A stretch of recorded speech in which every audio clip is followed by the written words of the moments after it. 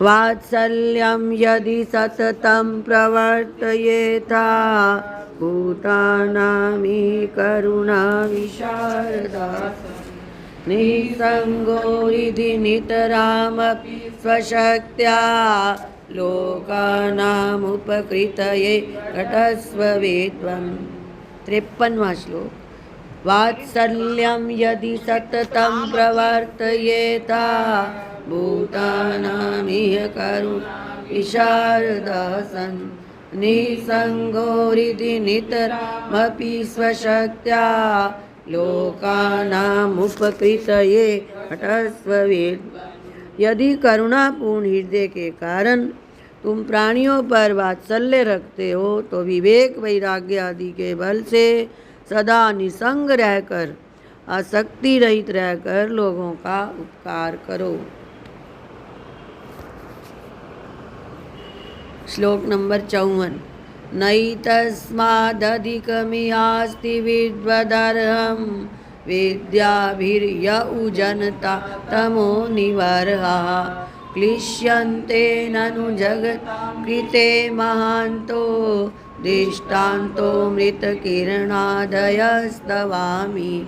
नैतस्मादधिकमिहास्ति विद्वदर्हं विद्याभिर्य उजनता तमो निवर्हा क्लिश्यन्ते ननु जगतां कृते महान्तो दृष्टान्तो मृतकिरणादयस्तवामि। विद्या के द्वारा जनता के हृदयाकाश में फैले हुए अंधकार को दूर करने से बढ़कर विद्वानों के लिए कोई और कर्तव्य नहीं है। देखो, सूर्य चंद्रमा आदि संसार के कारण ही राहु प्रवृत्तियों से पीड़ित होते हैं। श्लोक नंबर 55। भीतश्चेदसि जनता समागमेभ्यो रागादेर्लघुमनसि प्रवर्तकेभ्यः त्यक्त्वारं जनसमितिं तदा विविक्तं सेवस्वामलधिषणो जहत्समस्तं। भीतश्चेदसि जनता समागमेभ्यो रागादेर्लघुमनसि प्रवर्तकेभ्यः त्यक्त्वारं जनसमितिं तदा विविक्तं सेवस्वामलधिषणो जहत्समस्तं। चित्त में राग द्वेष आदि को उत्पन्न करने वाले संग से यदि तुम डरते हो तो जन समाज तथा वित्त पुत्र आदि के संग का त्याग करके शीघ्र ही निर्मल चित्त हो एकांत प्रदेश का सेवन करो। श्लोक नंबर 56। अद्वैतामृतमनिशं श्रुति प्रपाभ्यो निःशङ्कं प्रणिपिबतां प्रमोदवन्ति शान्तानामथ सततं समाधिभाजां धन्यानामिह विजन वियन्त्यहानि। वे पुरुष धन्य हैं। नीचे की पंक्ति में आया धन्या नाम इह। इस श्लोक में वे पुरुष धन्य हैं जो प्रतिदिन निशंक मन से शांतिपूर्वक श्रुति रूप प्याऊ से अद्वैत अमृत का पान करते हुए ध्यान समाधि के साधन द्वारा एकांत देश में आनंद पूर्वक अपना काल व्यतीत करते हैं। श्लोक नंबर 57। निर्भीको मति दृढ़ता बलाद् यदि त्वं स्वच्छन्दं तदु विहर स्वरूपभूतं विशेषं परिकलयनियादिरोपात् उद्भातं तव किमिदं प्रदूषयेत। निर्भीको मति दृढ़ता बलाद् यदि त्वं स्वच्छन्दं तदु विहर स्वरूपभूतं निशेषं परिकलयनियादिरोपात् उद्भातं तव किमिदं प्रदूषयेत। यदि तुम चित्त के दृढ़ होने के कारण जन संग से निर्भय हो तो संपूर्ण विश्व को अपना ही स्वरूप देखते हुए स्वतंत्रता पूर्वक यथेच्छ विचरो। अज्ञान जन्य भ्रम प्रतीति से भासने वाला यह मिथ्या जगत तुम्हारा क्या बिगाड़ सकता है। अब फिर त्रिमुनि छंद है, सृगधरा छंद, 7/7 पे रुकना है।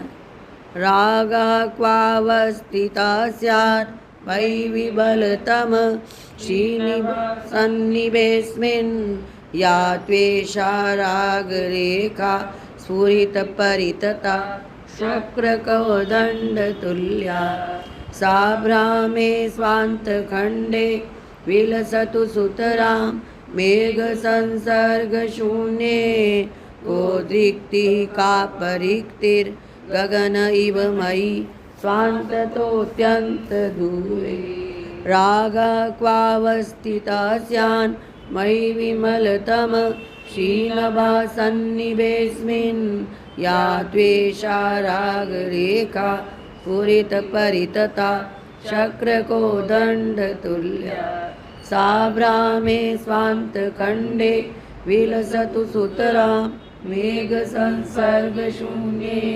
गोदृक्तिः का परिक्तिर्गगन इव मयि स्वान्ततोऽत्यन्तदूरे।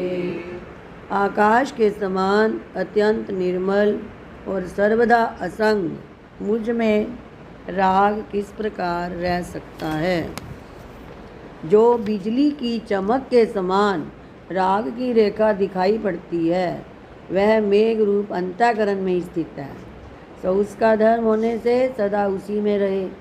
परंतु मेघ के संपर्क से सर्वथा शून्य आकाश के समान, मेघ के संपर्क से सर्वथा शून्य आकाश के समान अंतःकरण से सर्वथा असंबद्ध मुझ में किसी प्रकार का उत्कर्ष अपकर्ष नहीं हो सकता।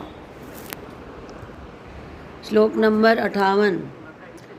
रागः क्वावस्थिता स्यान् मयि विमलतमा क्षीणभासन्निवेस्मिन् या त्वेषा रागरेखा स्फुरति परितता शक्रकोदण्डतुल्या सा भ्रामे स्वान्तखण्डे विलसतु सुतरां मेघसंसर्गशून्ये गोदृक्तिः का परिक्तिर्गगन इव मयि स्वान्ततोऽत्यन्तदूरे। आकाश के समान अत्यंत निर्मल और सर्वदा असंग मुझ में राग किस प्रकार रह सकता है। जो बिजली की चमक के समान राग की रेखा दिखाई पड़ती है वह मेघ रूप अंतःकरण में ही स्थित है, तो उसका धर्म होने से सदा उसी में रहे। परंतु मेघ के संपर्क से सर्वथा शून्य आकाश के समान, मेघ के संपर्क से सर्वथा शून्य आकाश के समान अंतःकरण से सर्वथा असंबद्ध मुझ में किसी प्रकार का उत्कर्ष अपकर्ष नहीं हो सकता। उत्कर्ष का मतलब वृद्धि, अपकर्ष का मतलब ह्रास, बढ़ती कमी ऐसे नहीं हो सकती। श्लोक नंबर 59। चेष्टन्ते चेदिमानि प्रतिनियतगुणं चक्षुरादीनि नित्यं चेष्टन्तां काममस्मिन् मयि सकलजगत् चेष्टमानत्वहेतौ चेष्टेरन्नो कुतो यचल इव चलत् यस्मयस्कान्त एव भिन्नश्चात्यन्तमेभ्यस्तदियमयि कथं पुण्यपापावलेहा। यदि देह तथा चक्षु आदि इंद्रियां अपने अपने विषयों की ओर प्रवृत्त होती हैं तो हो, संपूर्ण जगत की चेष्टा के हेतुभूत मुझ आत्म चैतन्य की सन्निधि में जड़ वर्ग की चेष्टा होना उपपन्न ही है, युक्त ही है, क्योंकि वह लोहे के चलने पर भी अचल रहने वाले चुंबक के समान स्वयं सब प्रकार के विकारों से रहित है। अतः बाह्य देह आदिकों से अत्यंत विलक्षण मुझ आत्मा में पुण्य पाप का लेप कैसे हो सकता है।